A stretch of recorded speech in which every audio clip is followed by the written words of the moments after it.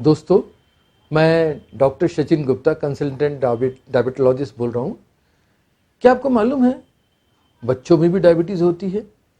जो बच्चों में डायबिटीज़ होती है उसको हम लोग टाइप 1 डायबिटीज़ या इंसुलिन डिपेंडेंट डायबिटीज़ कहते हैं।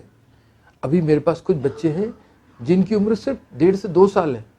अधिकतर बच्चों की उम्र 10 से 15 साल रहती है और दुर्भाग्य से इन बच्चों को शुरू से ही इंसुलिन इंजेक्शन के रूप में लेना पड़ता है।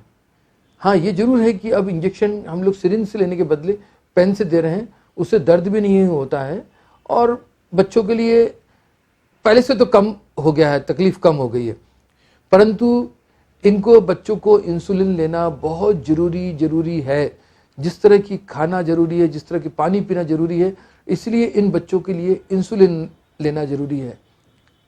इंसुलिन लेना इतना सरल नहीं है। इंसुलिन लेने के साथ में ये भी जरूरी होता है कि इंसुलिन की मात्रा कितनी लेनी है। शुगर कैसी चल रही है, क्या मेरे को शुगर मेरी 5 यूनिट में कंट्रोल आ रही है, 6 में आ रही है, 10 यूनिट में आ रही है। इस तरह बच्चों को एक लगातार निगरानी रखना पड़ता है और वो हम लोग निगरानी करते हैं। बच्चों को बोलते हैं कि वो एक ग्लूकोमीटर का इस्तेमाल करें जो बहुत सरल होता है, जिसमें बहुत कम दर्द होता है और बच्चे इससे अपनी शुगर की निगरानी रखते हैं। ये बहुत ज़रूरी है।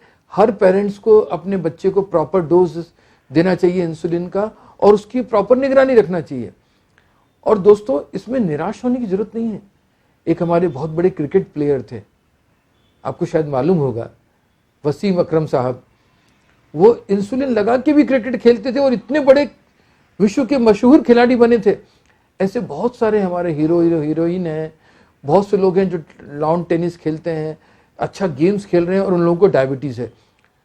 तो बच्चे को डायबिटीज़ होने से निराश ना होएं, उसको मोटिवेट करें, उसको सहारा दें, उसको उत्साहित करें कि बेटा चिंता मत कर। अरे 10 सेकंड तो दर्द लगना है सिर्फ इंसुलिन का, सिर्फ 10 सेकंड का दर्द, और वो भी अगर आप उसकी निगरानी रखें तो बच्चा पूर्ण जीवन जी सकता है। आपको शायद मालूम है कि एक लियोनार्ड थॉमसन जिनको पहली बार इंसुलिन लगा था, वो 82 साल की उम्र जी के उनकी डेथ हुई। वो बच्चे जिनको पहला इंजेक्शन लगा था इंसुलिन का। तो हम अगर अपने बच्चे का ध्यान रखेंगे, और फिर यहां परिवार की बात होती है, अगर हम परिवार पूरा बच्चे को सपोर्ट करेंगे। अगर मेरे बच्चे को मिठाई नहीं खाना है तो मैं क्यों मिठाई खाऊं? अगर बच्चे को घूमने जाना है तो उससे मैं लेके जाऊं। बच्चे को गेम खेलना है, बच्चे को कुछ फिजिकल एक्टिविटी करना है तो मैं उसे कराऊंगा। मैं बच्चे का सपोर्ट करूंगा, मैं बच्चे का ध्यान रखूंगा। मैं ध्यान रखूंगा कि कहीं बच्चे की शक्कर कम तो नहीं हो रही है। एग्जाम टाइम में हो सकता है बच्चा कई बार तनाव के समय में प्रॉपर इंसुलिन न ले पाए, अपना ध्यान न दे पाए, उस समय मैं उसकी पूरी तरह से सपोर्ट करूंगा।